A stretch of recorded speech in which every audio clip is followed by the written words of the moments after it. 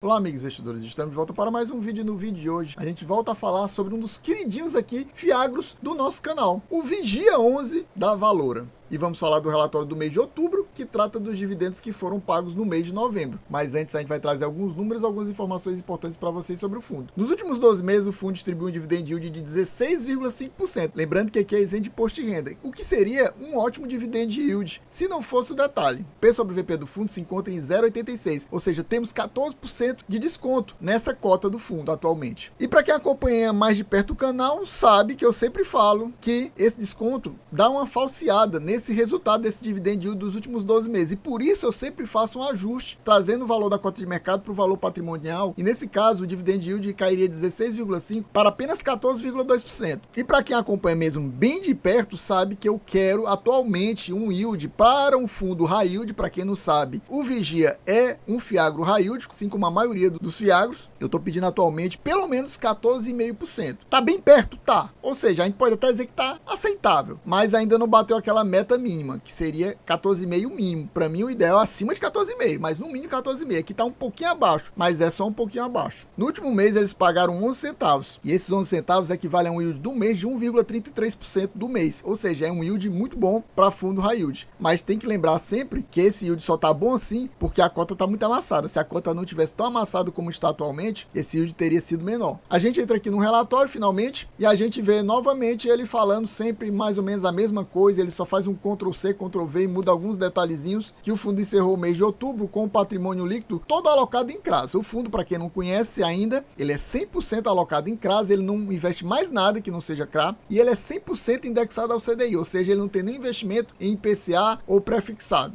É só CDI. E atualmente o valor total do fundo de investimento é 859 milhões, mas aqui está incluído uma alavancagem. O patrimônio líquido do fundo real, sem alavancagem, não é 859 milhões. A gente vai ver daqui a pouquinho no relatório quanto é o verdadeiro patrimônio líquido do fundo, desprezando a alavancagem. Nesse mês, ele só mostrou uma movimentação que aconteceu. Ele vendeu 10,2 milhões do CRA Cotribá. E eu gostaria de aproveitar esse momento e perguntar para você, você possui o Vigia 11 na sua carteira? Está pensando em aumentar a sua posição ou entrar no fundo, aproveitando esse momento que o fundo está com esse desconto, ou ao contrário disso, você está achando esse momento ruim e está preferindo ir lá investir no Tesouro IPCA+, que ultrapassou a barreira do IPCA mais 7 no momento? Muita gente está fugindo, eu já falo nos últimos 3 meses, tanto de Fiagro, fundo imobiliário e FIINFRA, porque está achando muito bom o rendimento lá. IPCA está rendendo acima de 7 atualmente, alguns estão quase IPCA mais 7 de longo prazo, o que é um investimento para renda fixa muito bom. Mas, diga-se passagem, não bate investimento em Fiagro, fundo imobiliário e nem FIINFRA, não bate. Atualmente, principalmente por causa dessa fuga, baixou o valor das cotas e aumentou o yield aqui. Então, ficou melhor ainda. Então me diga aqui nos comentários para a gente trocar informação, trocar figurinhas, se você está fazendo esse aumento de cotas aqui ou redução. Me diga quais são os seus fiagros que eu direi quais são os meus. E meu amigo, se você ainda não é inscrito nesse canal, não perca mais seu tempo de forma alguma, Escreva agora mesmo, não pense mais nada, já se inscreve, já larga aquele likezão, é muito importante deixar o like, não pense mais 2 vezes, deixa o like, ativa o sininho, assim que o vídeo estiver saindo, você já recebe a notificação e já assiste ele bem quentinho. Também comenta aqui para ajudar a gente a bater a maior quantidade de views possível, porque nesse mês passado ele quase que não batia a meta de views e por isso quase que não saía vídeo. Então vamos tentar dessa vez assistir mais, comentar mais, deixar mais o like e, se possível, até compartilhar para a gente conseguir aumentar essa quantidade de views para garantir mais uma leitura do relatório do mês de novembro no mês de dezembro. Caso contrário, provavelmente a gente só vai trazer nova leitura desse relatório no mês de fevereiro ou março do ano que vem. Então se liga para ajudar a gente a bater essa meta. Chegamos aqui na DRE do fundo. Lembrando que aqui ele está mostrando uma DRE de caixa. Vamos focar principalmente nesses 2 meses apenas. Você vê que houve um aumento das receitas. A gente a princípio pensa que aumentou foi muito, mas não aumentou tanto não, meus amigos. Aqui era praticamente 10 milhões e aqui é 11 milhões e 200 mil. Aumentou cerca de 1 milhão e 300 mil. A gente pode dizer assim, resumidamente. Por que teve esse aumento? Esse aumento aqui, por exemplo, nos juros das CRAs, aumentou aí 700 mil, aumentou também cerca de 600 mil aqui em negociação de CRAs, provavelmente da venda da Cotribá, isso deve ter sido ganho de capital, não fica claro, mas deve ter sido. E por isso tudo, a gente teve um resultado melhor.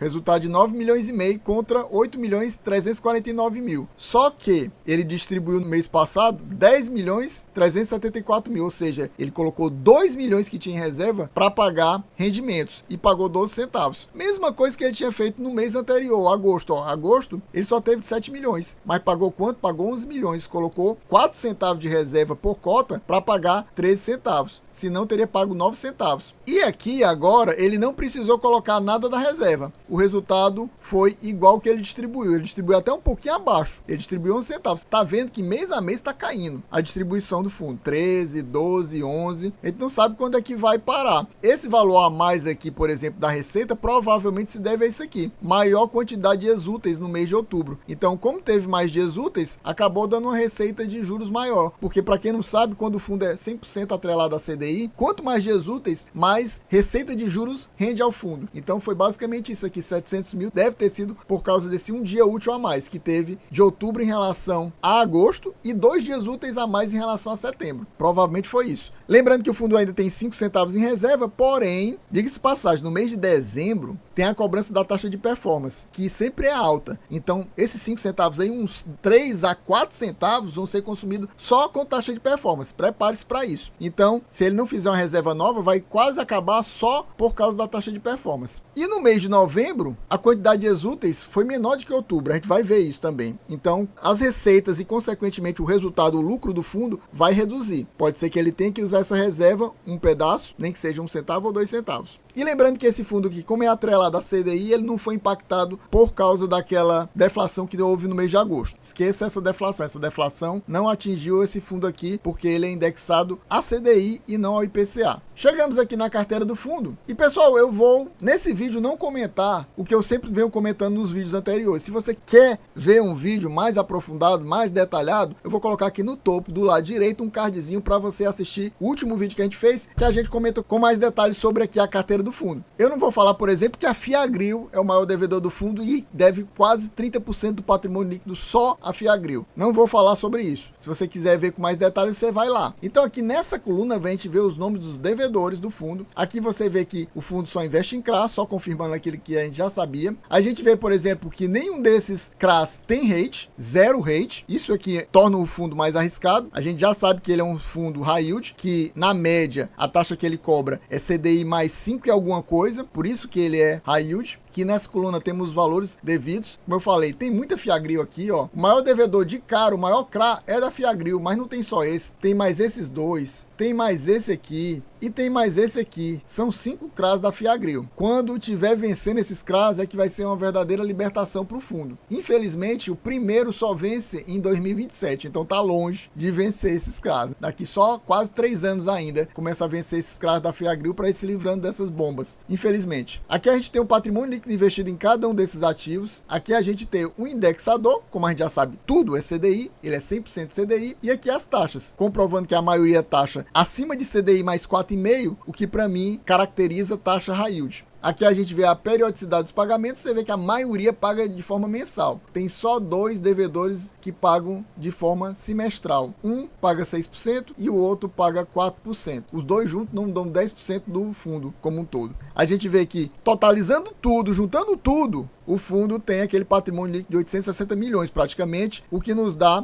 cerca de 106,88% de patrimônio líquido, ou seja, ele teria uma alavancagem de 7%. Aí aqui ele mostra 9,2%. Eu creio que está mostrando isso aqui porque foi tipo um Ctrl+C, Ctrl+V do mês passado que o cara não corrigiu. Não era para ter esse valor aqui não, na prática. Por quê? Porque esse valor aqui é para ser da alavancagem. E a alavancagem não é para ser 9,2%. Porque se fosse 9,2%, aqui teria que estar 109,2% e não 106,88. Ou tá errado aqui ou tá errado aqui. Mas é isso aí, pessoal. A gente vai ficando por aqui. Espero que vocês tenham gostado. Quem gostou já sabe. Se não for inscrito, não perca mais seu tempo de forma alguma. Quer ficar bem informado, seja sobre Fiagro, FINFRA, fundo imobiliário, já se inscreve agora. Não pense mais nada. Já deixa aquele like, são muito importante. Deixa o like, comenta aqui, ativa o sininho e se puder ainda compartilha o vídeo pra gente bater a maior quantidade de views possível para no mês que vem trazermos mais uma leitura do relatório do mês de novembro aqui do nosso querido Vigia 11 da Valora. É isso aí, valeu, até a próxima e fui!